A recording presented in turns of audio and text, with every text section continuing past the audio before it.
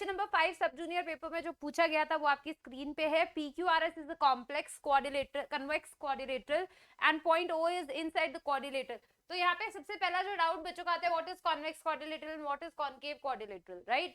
So first of all I would like to tell you about that.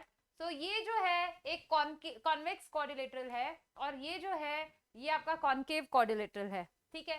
convex quadrilateral में सारे के सारे angle less than 180 degree होते हैं. ठीक है. और कॉन्केव क्वाड्रिलेटरल में कम से कम एक एंगल 180 डिग्री से बड़ा होना चाहिए, मतलब एक ही एंगल होना चाहिए, only one angle should be greater than 180.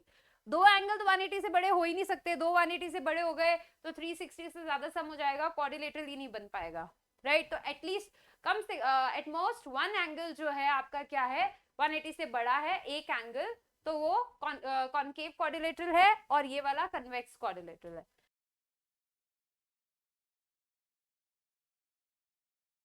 So in the question it is given that a convex quadrilateral आपको दिया हुआ है, तो मैं कुछ एक convex quadrilateral बना लेती हूँ इस तरीके से, which is PQRS. ठीक है. So I'll write like this, PQR and S. ठीक है. O is inside the quadrilateral such that OP, इसने बोला O कोई पॉइंट है such that OP is equals to OQ. ये साइड इस साइड के इक्वल है. And OS is equals to OR. ये मैंने O पॉइंट लिया है. ठीक है. If POQ 120 डिग्री है and SOR भी 120 डिग्री है, तो बेटा ये आपको समझ में आ जाना चाहिए कि ये वर्टिकली ऑपोजिट एंगल दिए हुए हैं और वो बराबर हैं, तो डेफिनेटली ये लाइन क्या होनी चाहिए, स्ट्रेट लाइन होनी चाहिए. yes or no? So as you can say that PR and S, POR, O भी ले लो, POR and SOQ are straight line. are straight line क्यों होगा? क्योंकि वर्टिकली ऑपोजिट एंगल है और दोनों इक्वल है, तो this should be a straight line. तो I am reconstructing this diagram again. ठीक है. Because you can say that angle POQ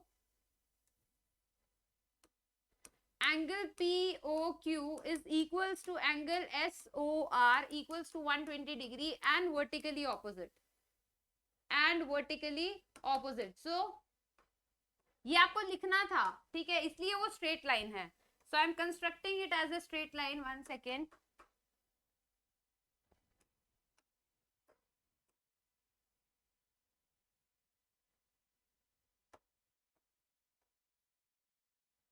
चलिए, ये एक स्ट्रेट लाइन है, ये एक स्ट्रेट लाइन है और ये हमारा O है. ये साइड इस साइड के इक्वल है, ये साइड इस साइड के इक्वल है. This is 120 degree and this is also 120 degree, right? Now ABC are respectively the midpoints of ABC. ये मिड पॉइंट है PQ का, ये मिड पॉइंट है QR का, ये मिड पॉइंट है SR का.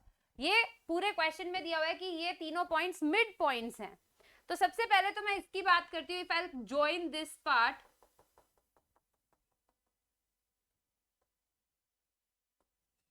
तो इसने बोला ये ABC जो ट्राइंगल है, if I join this ABC triangle, जो येलो ट्राइंगल है, prove that this is equilateral triangle.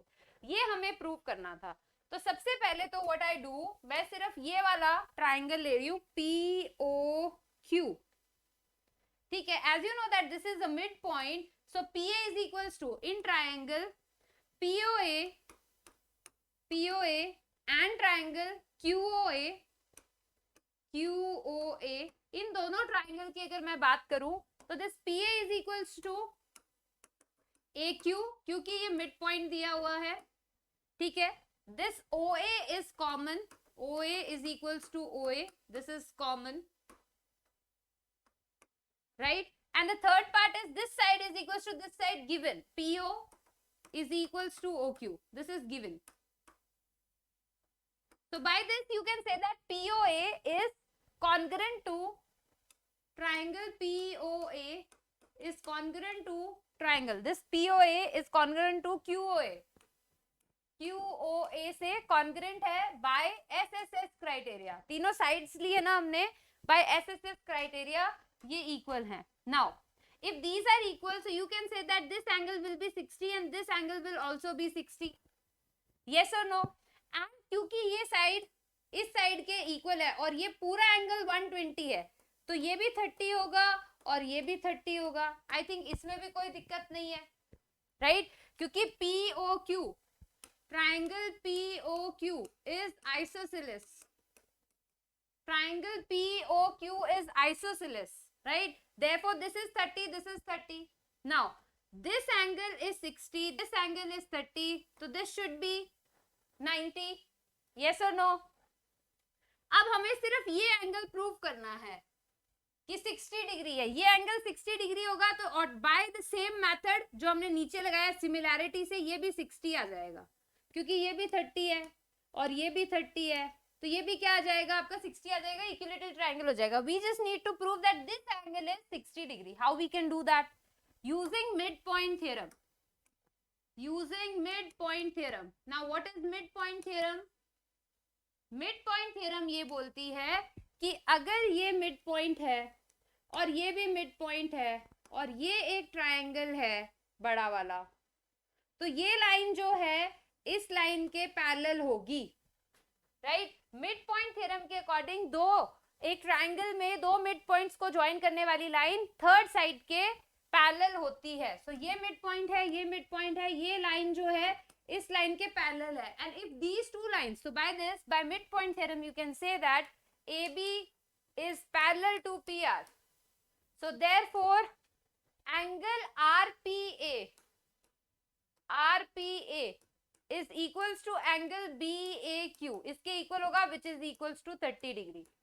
तो बेटा ये आपका कितना आ गया यहाँ पे, ये एंगल आ गया आपका 30 degree. If this is 30 degree और ये तो पूरा 90 है, क्योंकि ये 60 था, ये 30 था, ये 90 है, तो ये 60 डिग्री होगा, right? By the same method जो हमने नीचे लगाया वही, तो आप सिमिलैरिटी से बोल सकते हैं सिमिलरली अगर हम कॉन्ग्रुएंसी ऊपर वाले सेक्शन में लगाएं तो ये भी 60 आएगा, ये दोनों 60 है तो ये भी 60 होगा। तो by this we can say that triangle ABC is equilateral triangle. भाई ये 30 आ गया तो दिस एंगल है 60 डिग्री। अब ये आपको थोड़ा लिखना था, इलैबोरेशन आप लोग स्टेप बाय स्टेप करेंगे, मैंने कॉन्सेप्ट समझा दिया है कैसे ये 60 है।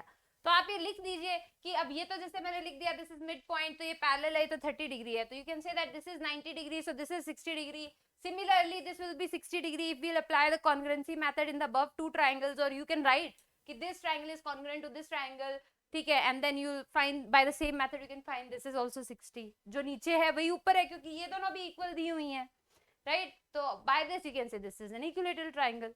So this is a nice question, इसमें कोई पार्ट्स नहीं थे, राइट? So ये अच्छा क्वेश्चन है, आई थिंक ये आप लोगों ने जिन्होंने किया है इट्स अप्रिशिएबल।